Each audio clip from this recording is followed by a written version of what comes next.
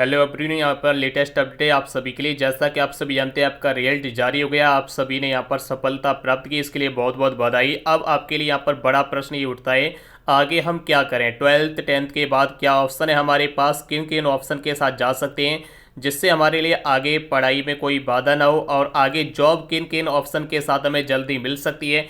ये सारी चीज़ हम विस्तार से यहाँ जानने वाले हैं। तो वीडियो को लाइक कर दें, अपने साथ शेयर कर दें, लास्ट तक वीडियो देखिए जिससे आपको सारे ऑप्शन समझ में आ जाएं कि आपके पास क्या क्या ऑप्शन है, किन किन ऑप्शन को आप चूज कर सकते हैं।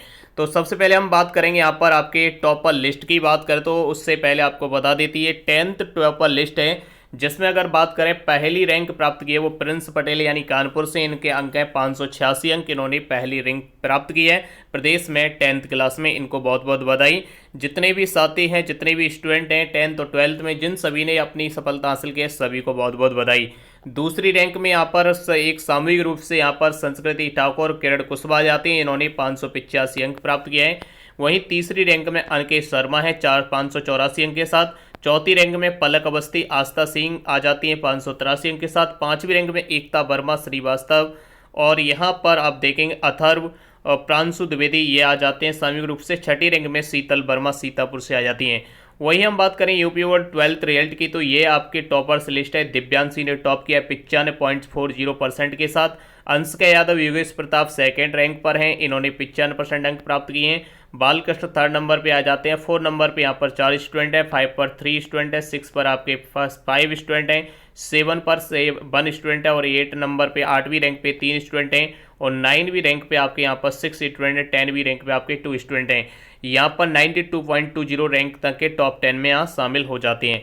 तो यहाँ बात करें, ये हैं यहाँ पर प्रियांशी जिन्होंने 12th बोर्ड में यहाँ पर प्रदेश टॉप किया है, और साथ ही साथ यहाँ पर ये सेकंड नंबर पे रहे हैं यहाँ पर, तो आप देख सकते हैं। और सेकंड नंबर पे सामूहिक रूप से ये रहे हैं। तो ये 12th का ये रिजल्ट हो जाता है, जिसमें अगर बात करें परसेंटेज की, तो यूपी बोर्ड में 12th वी में 85.33% पास स्टूडेंट हुए हैं। लड़कों से बात करें तो लड़कियां 9% अधिक यानी 95.4% के साथ इन्होंने दिव्यांशी ने टॉप किया है। देखिए लड़के यहाँ पर 81.21% पास हुए, लड़की यहाँ पर 90.15% पास हुई हैं, यानी लड़कियों ने यहाँ पर बाजी मार ली है। अब पिछले अगर सालों का अगर रिकॉर्ड देखें 5 साल का, तो पास परसेंट आपका 2021 में 97 रहा था, जो कोरोना के काल के कारण से ये बिना परीक्षा के ही पास की गई थी।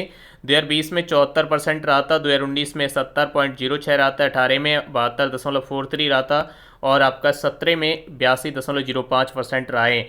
तो यानी इस बार का परसेंटेज देखा जाए तो सबसे ज़्यादा अगर 2021 कोरोना काल को छोड़ दिए जाए। वही बात करें 12वीं पास हूँ, अब हमें टीचर बनना चाहता हूँ, जल्दी नौकरी चाहिए, तो एनटीटी सही विकल्प। सरकारी नौकरी के लिए डीएलएड और बीएड भी पहली पसंद है। यानी अगर आप एक शिक्षक बनना चाहते हैं तो आपके पास क्या क्या ऑप्शन होंगे, ये क्या क्या किस तरीके से कर सकते हैं। और साथ ही साथ आपके पास है 10th भी पास कर लिया, यानी 10वीं, तो आपके पास अग्निवीर बनने का यहाँ पर सपना पूरा हो सकता है, जो कि नई योजना लॉन्च की गई है। इसके माध्यम से आप अग्निवीर बन सकते हैं। 4 साल के लिए यहाँ पर आपको रखा जाएगा। 75% बाहर किए जाएंगे, 25% को नियमित किया जाएगा। वहीं 12th पास भी इसके लिए अप्लाई कर सकते हैं। साथ ही साथ आपके पास 12th के बाद ऑप्शन रहता है यूपी पुलिस है, आपका एनडी है, नेवी है, एयरफोर्स है, इनमें आप फॉर्म में अप्लाई कर सकते हैं। एनटीटी बीएलएड डीएलएड और आप बीएड भी आप 12th के बाद ग्रेजुएशन करेंगे, उसके बाद इन कोर्सों को कर सकते हैं। लेकिन एनटीटी आप 12th के बाद ही कर सकते हैं। ये पूरी डिटेल में जानकारी लेने वाले हैं। साथ ही साथ आपको इंजीनियर बनने का रास्ता भी यहाँ से 12th के बाद ओपन हो जाता है। चलिए बात करते हैं एनटीटी क्या होता है, एनटीटी कोर्स के बारे में। यानी अगर आप शिक्षक बनना चाहते हैं तो एनटीटी कोर्स कर सकते हैं। यानी आपका ये एनटीटी का फुल फॉर्म होता है नर्सरी टीचर ट्रेनिंग, यानी हम बोलते हैं नर्सरी शिक्षण प्रशिक्षण। ये कोर्स का ना डिप्लोमा है एक तरीके से, यहाँ योग्यता 12वीं भी चाहिए बस। कोर्स के लिए टाइम यानी 1 साल, पहले ये 2010 से पहले आपका 2 वर्ष का हुआ करता था, लेकिन ये आपका 2010 के बाद 1 साल का कर दिया है। एडमिशन मेरिट के आधार पे होता है, अगर आपका 50% अंक है तो आपको एडमिशन लेने के लिए अप्लाई कर सकते हैं। कोर्स फीस की बात करें तो आपकी अलग अलग कॉलेज में अलग अलग फीस रहती है, 5,000 से लेकर के 30,000 में, यानी कुछ विद्यालय 5,000, 7,000 या 10,000 ऐसे इस तरीके से इस कोर्स को कराते हैं। जॉब आपकी टाइप्स हैं, यानी pre nursery teacher, home tutor बन जाते हैं आप। सैलरी आपको 10,000 से लेकर 50,000 तक इसमें मिलती है। चलिए हम देखते हैं जल्दी नौकरी चाहिए तो एनटीटी डिप्लोमा करने के आपके क्या क्या तरीके हैं। यानी अगर आपने 12वीं में 50% से अधिक नंबर प्राप्त किए तो आप इस कोर्स के लिए अप्लाई कर सकते हैं। यानी ये आपका 2 साल का कोर्स 2010 से पहले हुआ करता था, 2010 के बाद आपका 1 साल का कर दिए गए हैं। इसकी फ़ीस आपकी 5,000 से 30,000 के बीच में रहती है, क्योंकि प्राइवेट कॉलेज अपने अपने हिसाब से इसका फ़ीस निर्धारित करती हैं।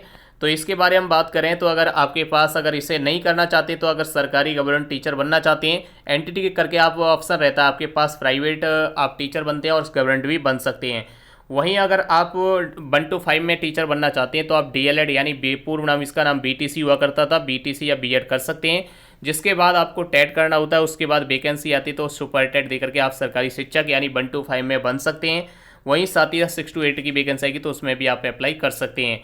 अगर आप बीएड करते हैं तो बीएड के लिए आपके पास ज़्यादा अवसर रहते हैं, लेकिन हम बात करें बीटीसी यानी डीएलएड की, तो आपकी सरकारी कॉलेज में मेरिट के आधार पर यहाँ चयन किया जाता है, एडमिशन मिलता है। तो इसमें सरकारी सीट आपकी सभी डाइट में 10,000 सीटें हैं, वहीं प्राइवेट कॉलेज में लगभग 2.5 लाख के आसपास सीटें हैं। अगर आप गवर्नमेंट से नंबर प्राप्त कर लेते हैं मेरिट के आधार पर, तो आपका ये यहाँ से 10,000 रुपये फीस प्रति साल के हिसाब से आपका यहाँ पर कार्य हो जाता है। जबकि गवर्नमेंट कॉलेज के अलावा अगर प्राइवेट में लेते हैं आप, तो 1 लाख से 1.5 लाख के बीच में आपका प्राइवेट वाले खर्च करवाते हैं।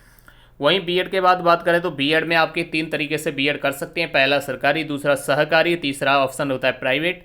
अगर हम सरकारी से करते हैं तो 6-7 हज़ार रुपये पर साल के हिसाब से आपकी बीएड हो जाती है। ये 2 वर्ष का बीएड कोर्स कराया जाता है, कभी 1 वर्ष का भी हुआ करता था, लेकिन वर्तमान में इसे 2 साल में बीएड कर सकते हैं। अगर आप यहाँ प्राइवेट से करते हैं तो प्राइवेट वाले आपको 70,000 से लेकर के 1 लाख या 60,000 से लेकर के 1 लाख के बीच में कराते हैं। अलग अलग प्राइवेट वाले अलग अलग अपनी फीस निर्धारित करते हैं। वहीं 10वीं पास हूँ, इंजीनियर बनना चाहता हूँ, अगर आप इंजीनियर बनना चाहते हैं तो आपके पास मौका होता है कि जेईई एडवांस परीक्षा सबसे ऑप्शन होता है। इंजीनियर के लिए यूजी कोर्स सेवाओं की पहली पसंद मानी जाती है। वहीं बात करें यूपी बोर्ड 12वीं का रिजल्ट घोषित हो गया है, लेकिन आप यहाँ पर फॉर टेक्निकल एजुकेशन यानी AICTE के मुताबिक हर साल भारत में औसतन 15 लाख छात्र इंजीनियर लाइन में कैरियर बनाने के आगे की पढ़ाई करते हैं। 12वीं के बाद इंजीनियर बनने के लिए स्टूडेंट जेईई पास, एडवांस परीक्षा, बीटेक, डिग्री कोर्स और पॉलिटेक्निक कोर्स जैसे आप ऑप्शन चूज कर सकते हैं अगर आपकी पसंद इंजीनियर करने वालों के लिए 18 ऑप्शन होते हैं। यानी 12वीं के बाद इंजीनियर बनने के लिए आपके पास मैकेनिकल इंजीनियरिंग, सिविल इंजीनियरिंग, इस तरीके से ये सारे ऑप्शन रहते हैं जिन्हें आप आराम से देख सकते हैं। आपके अगर टॉप इंजीनियरिंग की बात करें तो आपका IIT सबसे टॉप रैंक का माना जाता है। अगर इंडिया की बात करें तो टॉप इंजीनियरिंग कॉलेज आपके IIT के जो हो जाते हैं वो आपको इंडिया में देखने को मिलेंगे। रुड़की IIT, आपका कानपुर, और आपका IIT कानपुर का, IIT Guwahati, IIT Delhi, IIT Hyderabad, IIT Bombay और जादवपुर यूनिवर्सिटी कोलकाता, और IIT खड़गपुर, IIT मद्रास और अन्ना यूनिवर्सिटी चेन्नई। ये आपके टॉप यहाँ पर 10 इंजीनियरिंग कॉलेज हो जाते हैं। इनसे आप 12th के बाद IIT कर सकते हैं। वहीं जेईई एडवांस परीक्षा इंजीनियर बनने का सबसे सरल का तरीका होता है कि मैथ से आपने 12th पास किया है, उसके बाद तुरंत ही जेईई एडवांस परीक्षा में भाग ले सकते हैं। अगर आप इस एग्ज़ाम को क्लियर कर लेते तो आपको सीधे IIT में दाखिला मिल जाएगा। जेईई एडवांस परीक्षा में बैठने के लिए आपको 12वीं में PCM सब्जेक्ट के साथ 75% स्कोर आपका होना चाहिए, तभी इसमें आप अप्लाई कर सकते हैं। इस साल जेईई एडवांस परीक्षा आपकी 28 अगस्त को होने जा रही है, यानी इस साल परीक्षा पास छात्रों के लिए IIT इंजीनियर बनने का एक मौका है। परीक्षा के लिए रजिस्ट्रेशन आपका 7 से 11 अगस्त के बीच में स्टार्ट किया जाएगा। ऑनलाइन आवेदन करने के लिए कैंडिडेट जो jeeadv.ac.in पर वेबसाइट पर जाकर के आप अधिक जानकारी भी ले सकते हैं और फॉर्म में अप्लाई कर सकते हैं। जेईई एडवांस परीक्षा के लिए रजिस्ट्रेशन फीस 2800 रुपये रखा जाता है। इसके अलावा आपके पास पॉलिटेक्निक ऑप्शन भी होता है, जहाँ से आप पॉलिटेक्निक के माध्यम से भी आप इंजीनियरिंग डिप्लोमा कर सकते हैं। तो ये आपके लिए कुछ इंपॉर्टेंट इन्फॉर्मेशन थी जिनके माध्यम से आप जल्दी से जल्दी आगे के डिप्लोमा कर सकते हैं और अपनी जॉब ले सकते हैं। तो आपने 12th पास कर लिया है, आप अग्निवीर भी बन सकते हैं। 10th पास कर लिया, आप अग्निवीर बन सकते हैं। आपके पास मौका है 12th वालों के पास, पुलिस वैकेंसी आपकी आने वाली हैं, उनमें अप्लाई कर सकते हैं। NDA, नेवी, एयरफोर्स की आप तैयारी करके आप यहाँ पर तीनों सेनाओं में जा सकते हैं। NTT का कोर्स बता दिया, BLED आप 12th के बाद ही कर सकते हैं, NTT 12th के बाद है। ग्रेजुएशन के बाद ये दोनों कोर्स आपको देखने को मिलते हैं। इंजीनियर बनने का 12th के बाद ही सपना पूरा होता है। तो आपको ये सारी जानकारी अच्छे से समझ में आ गई होगी। आपके पास ये कुछ महत्वपूर्ण इन्फॉर्मेशन थी जो आपके समझ में आ गई होगी। मिलते हैं फिर नए वीडियो के साथ। आपका डाउट है कमेंट बॉक्स के माध्यम से पूछ सकते हैं। जय हिंद, जय भारत।